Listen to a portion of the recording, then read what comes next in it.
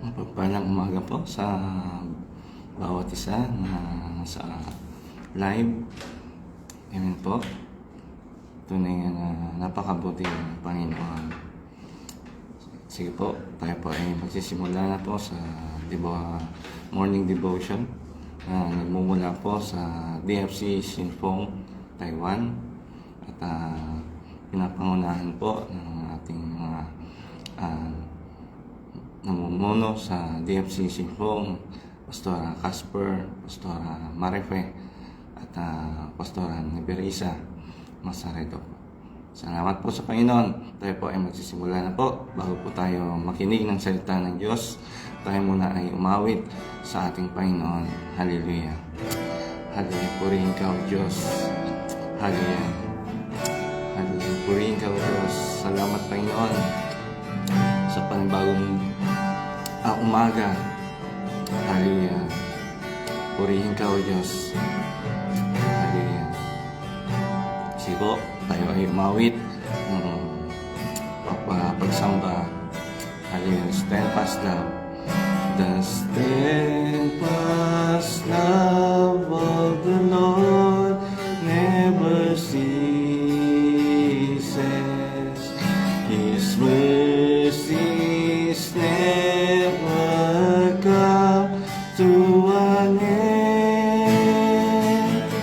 They are new every morning, new every morning. Great is thy faithfulness, O Lord. Great is thy faithfulness. Minsan pa, the steadfast love.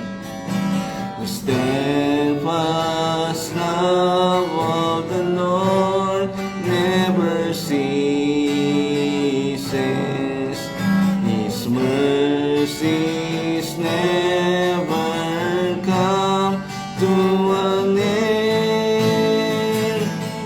They are new every morning, new every morning. Great is thy faithfulness, O Lord. Great is thy faithfulness. Minsan pa, the steadfast love, the steadfast love of the Lord never ceases. His mercies never come to an end. They are new every morning, new every morning. Great is thy faithfulness, O Lord. Great is thy faithfulness. They are new every morning. They are new every morning, new every morning.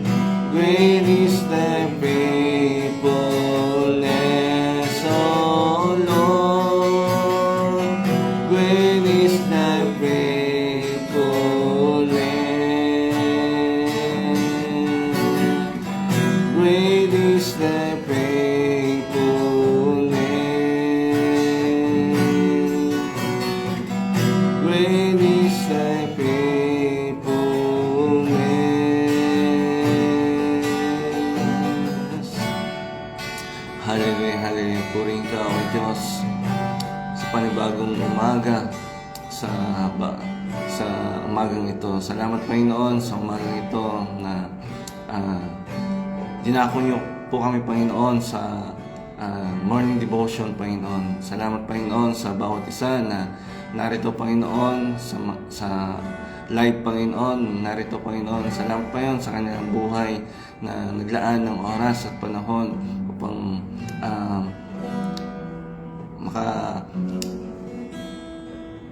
makapunta sila sa live na ito, Panginoon, upang makapakinig sila ng iyong salita, O God. Salamat, Panginoon. Dahil ko, Panginoon, ang iyong anak na maghahayag ng salita, Panginoon, si Pastora Casper Chen, Panginoon. Salamat, Panginoon, sa kanyang buhay. Kayo pa, Panginoon, ang tinataas niya, Panginoon, sa bawat gawain niya, Panginoon. Salamat, Panginoon, sa kanyang buhay. Patuloy mong bigyan ng kalakasan nagmumula sa kanya, O God. Lakuban mo, Panginoon, ng iyong banal na Espiritu, Panginoon, na ikaw lang, Panginoon, ang siyang maitaas, Panginoon. Salamat, Panginoon, at bigyan po siya, Panginoon, ng wisdom and knowledge, Panginoon, sa kanyang buhay. At ikaw lang, Panginoon, ang kanyang maitaas, O God. Salamat, Panginoon, sa kanyang ibibigay na mensahe sa umagang ito ay tumimo sa aming puso at isipan, Panginoon, at sa paglago, Panginoon, na patuloy yung bigyan ng kalakasan, Panginoon. Salamat, Panginoon, sa umagang ito. Sa iyo namin binabalik lahat ng papurit pa sa salamat sa Panginoon Jesus. Amen. Amen po. Binibigay ko na po kay Pastora Casper Chen.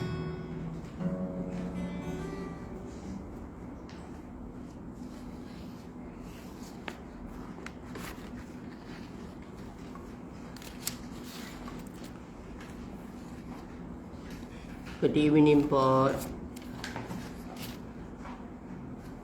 Thank you for this morning and a beautiful Sunday.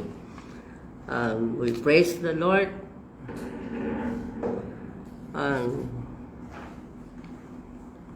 We'll pray first, Lord. Hallelujah.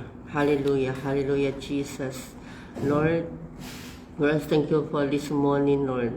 As a beautiful Sunday, as beautiful time, Lord Jesus. Hallelujah. Let us to share your gospel, Lord. Let us to hear your voice in this morning, Lord Jesus. Hallelujah.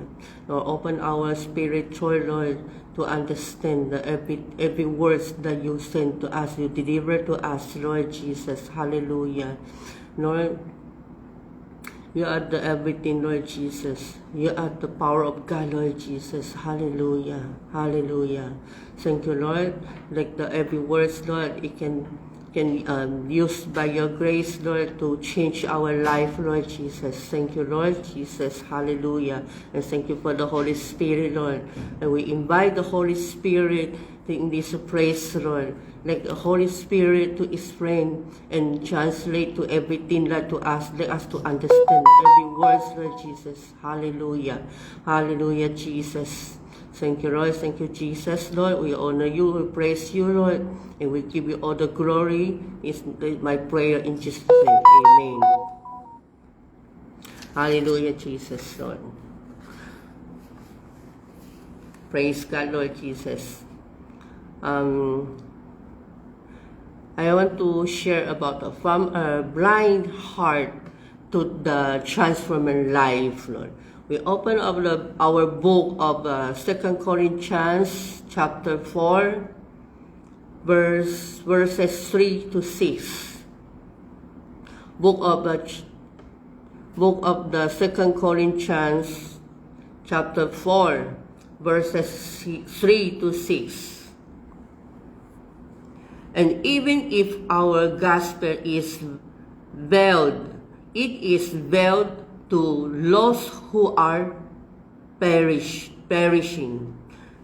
The God of this age has blinded the minds of unbelievers so that they cannot see the light of the gospel that displays the glory of Christ, who is the image of God. Verse 5. For what we preach is not ourselves, but Jesus Christ as Lord, and ourselves as your servants for Jesus' sake. Verse 6. For God who say, let light shine out of darkness, makes his light shine in our hearts to give us the light of the knowledge of God's glory displayed in the face of Christ. Amen. If ever tried walking with the when you are when you are close your eyes? If we are close our eyes when we are walking, can you experience that the feelings? You know that it's really very hard if you are close your eyes when you are walking. There is you can see, you can feel naman it's dark. Even if you are in a familiar place like your room or home, suddenly you can be blind by darkness. You will take a small careful step and hands straight out in front of you and trying to not touch, bang into anything. Can you experience that when you are close your eyes, if you are blind? When you are walking, with our hands always in front of us, we're trying to not bang into anything. Because we will be afraid, because we will worry, we will bang to everything, because the eyes is blind. The Apostle Paul spoke of a different kind of the blindness, a spiritual blindness. Apostle Paul, he has another kind. He has a different kind of the blindness is the spiritual blindness. The gods of this world, the power of the sin and unbelief have obscured the gospel of Jesus. There's a lot of the sin, a lot of the unbelievers. They are blind because the sin and the unbelief is to cover up their eyes. They are blind. They cannot see the truth. In sinful life, I just like my life before. When I was in the lesbian, that is the blind. That is the blindness. Because the sin and the unbelievers is in me that is to cover up my eyes, cover up my spiritual, the spiritual blindness. That is what the Apostle Paul to have the different kind the blindness. That's why in that kind of life, that lesbian life that is really in sin and unbelievers. The truth is that before my life is really unbelievers because my family is a Buddhist family. That's why I really don't know God yet. I really don't know what's the truth. I will just like what the family doing, then I will just follow. So, at the life really, God is not in me. I really don't know God, about God. That's why the blindness is in me when I was in sinful life. When I come to the Lord, that's the time. God opened the spiritual. God removed my darkness. God take away the blindness. So let me see.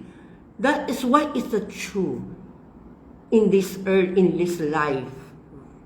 So, if you talk about that my life before, I really thanks to the Lord how God changed me, the transformer of my life. They did not want anyone to see the glory of Christ.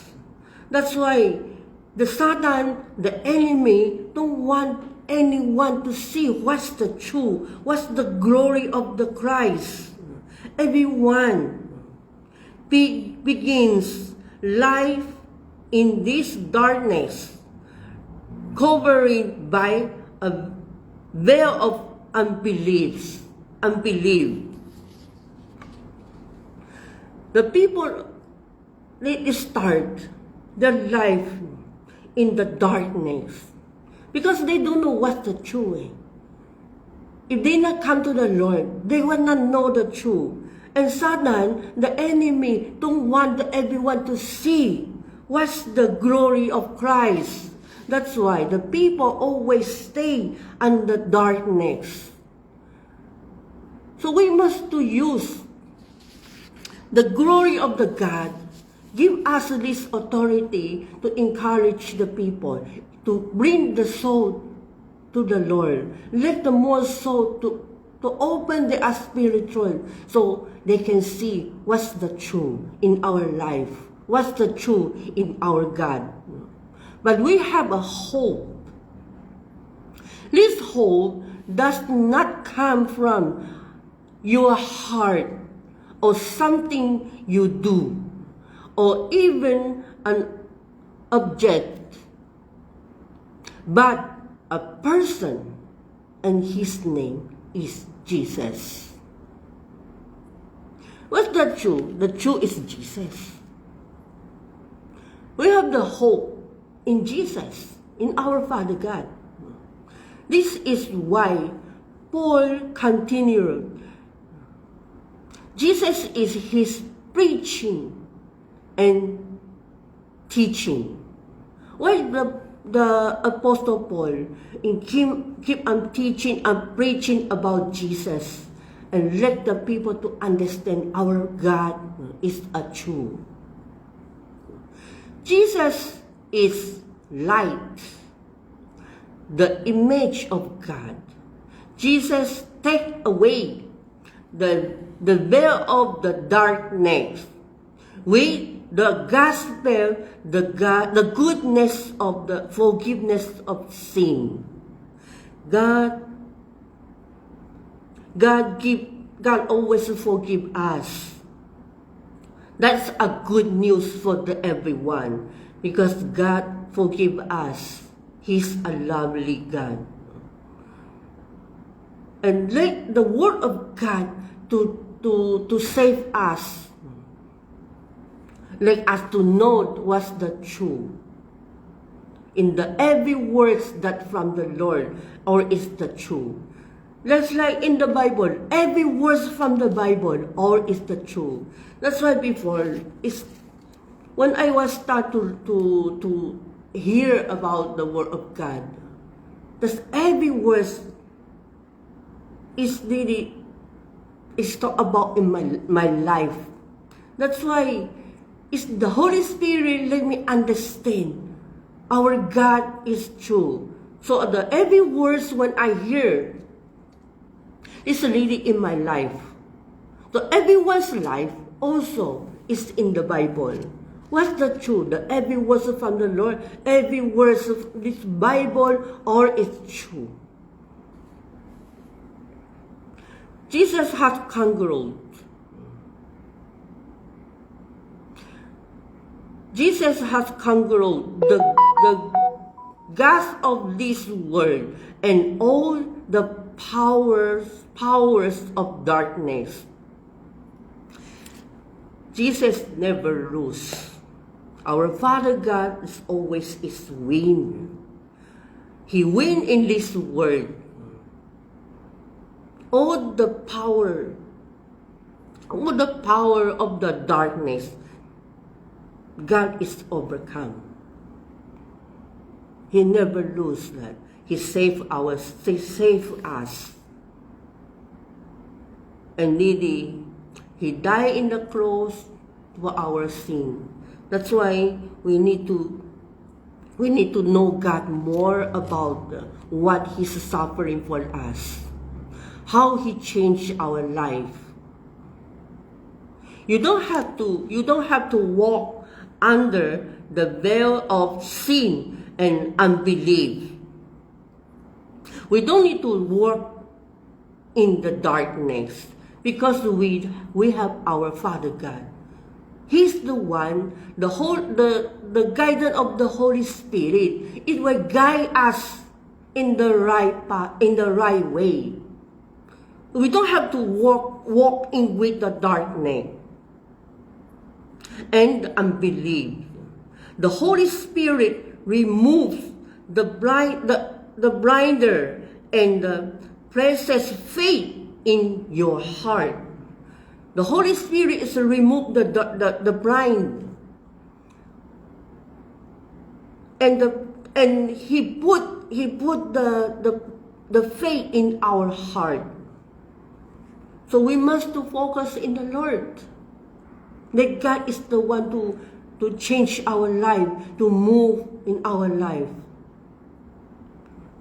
He light your life by preaching and teaching the message of Jesus.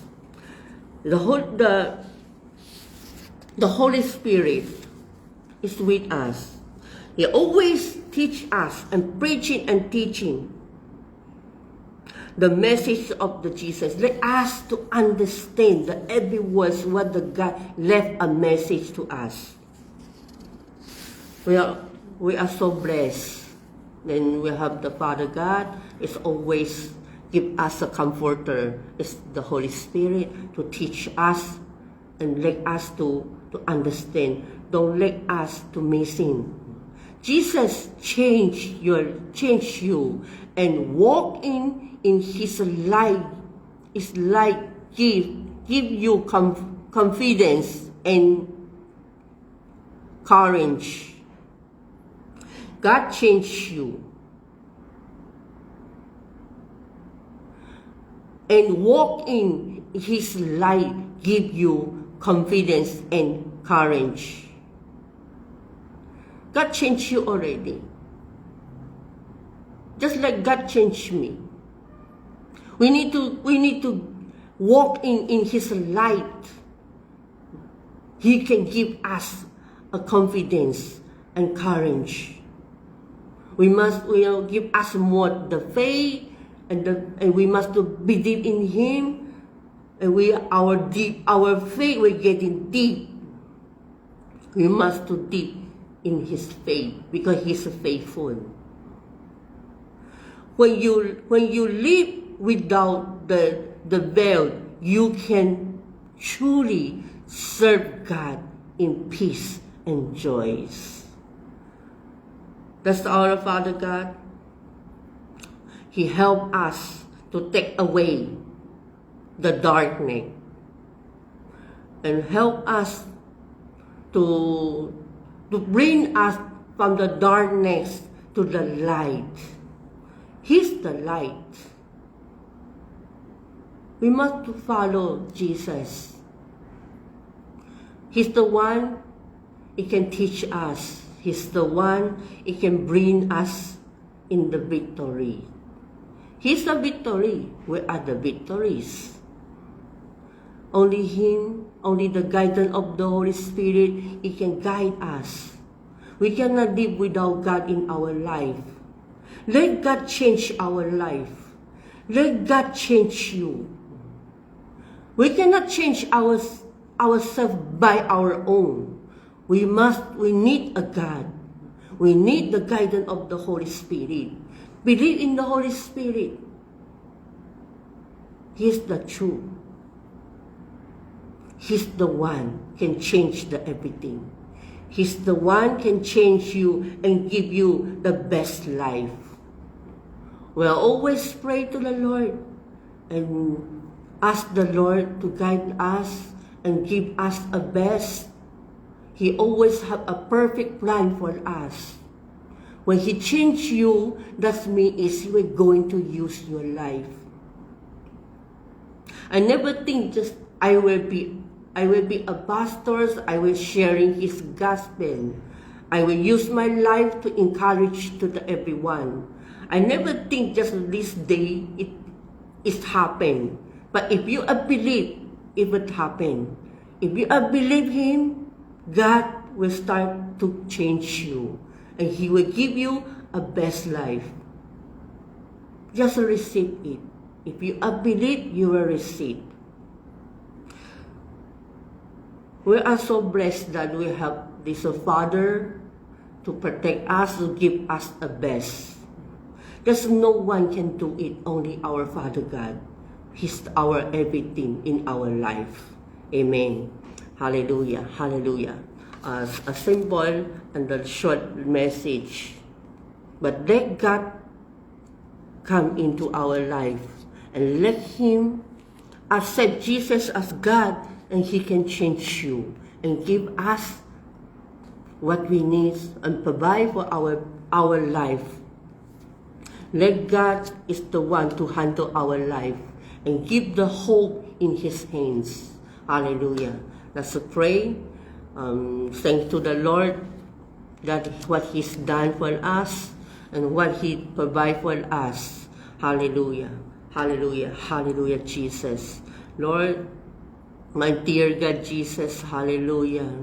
Lord, I thank you for you take away from the darkness. Hallelujah, Jesus. Lord, thank you for you be our Savior, Lord Jesus. And thank you for you change my life, Lord. And thank you for that you use my life, Lord Jesus, sharing your gospel, Lord. Lord, continue to bless us, Lord, in this earth. A lot of the trials, a lot of problems, Lord. And a lot of the people not believe in you, unbelievers and sinners, Lord. We admit that we are the sinner. We will repent to you, Lord Jesus. But we want you to use our life to encourage more souls. And we more souls and offer to you, Lord. Hallelujah, Jesus. Let the unbelievers, Lord, become a believers. Lord, there's nothing impossible to you, Lord. You are the power of God. Lord, everything, Lord, that you know. Who will be the calling by you, Lord Jesus? Lord, give us the power and the authority, Lord, to share your gospel. Let the more soul, the unbelievers, Lord, to hear your voice, to hear your word, that will be open their spiritual, Lord. Let them know you more, Lord Jesus. Hallelujah. Hallelujah. We need your protection, Lord. We need the wisdom and the knowledge, Lord, to guide us and to bring us from the darkness to the lightness. Hallelujah. Hallelujah. You are the power of God, Lord Jesus. You are the King of Kings, Lord of Lord Jesus. Lord, no one can compare to you. You are the only one and the perfect one, Lord Jesus. Hallelujah. Hallelujah. Continue to guide us, Lord. Continue to protect us. Let us enjoy the peace and the joy and the peace in your presence, Lord Jesus. Hallelujah. Hallelujah. Hallelujah, Jesus. Bless everyone, Lord, who hear your voice, who hear your words, Lord Jesus. Hallelujah. Thank you, Lord Jesus, Lord. You are the power, Lord. You are the beautiful God, Lord Jesus. Hallelujah. Holy Spirit, Lord. Hallelujah. Thank you, Lord. Thank you, Jesus, Lord. Thank you for everything that you sacrifice for us, Lord. Let us do more the ministry for you, Lord Jesus. Let us to have a more power and authority from you, Lord Jesus, Lord. Do your will. Let your will be done in our life, Lord Jesus. Thank you, Lord. Thank you, Jesus. Thank you, Holy Spirit. I praise you, Lord Jesus, and I honor you, Lord. I give you all the glory. This is my prayer in Jesus' name. Amen. Amen. Hallelujah. Praise God, Lord Jesus. Good morning to everyone. Thank you, Jesus. Hallelujah. Hallelujah. Amen. Amen. Amen, Jesus.